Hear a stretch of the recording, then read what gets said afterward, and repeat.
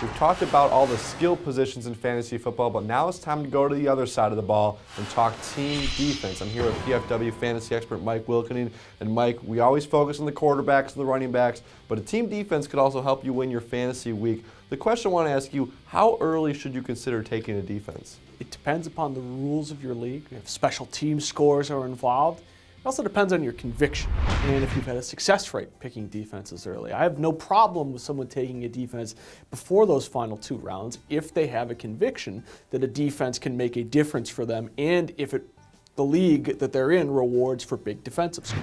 We've seen defenses like the 49ers of last year be good enough to be even better than some of your wide receivers or tight ends week to week because they can show that consistency.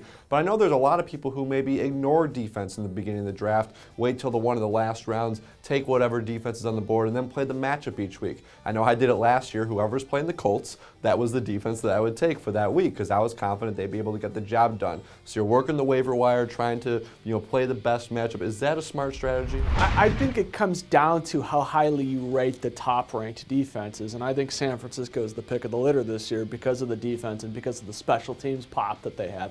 I think Houston's one of those defenses. I love the Pittsburgh defense because they're usually good for a shutout or so a season. But if I get beyond that top group, I'm probably going to wait, and I'm going to be looking later in the draft for a defense. And a couple that stand out to me that are really interesting. Cincinnati, I think, is a good defense, a pretty favorable schedule. There's a lot of loaded offenses in that division. And I think Seattle is like that too. I think people are starting to catch on to Seattle, but maybe not in fantasy leagues just yet.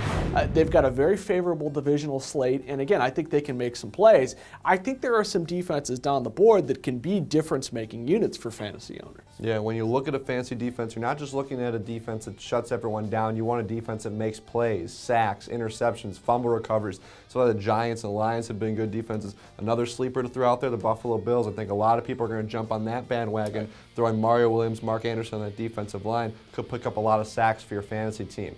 Check out all of our fantasy rankings, content, and analysis. Head to the website at ProFootballWeekly.com.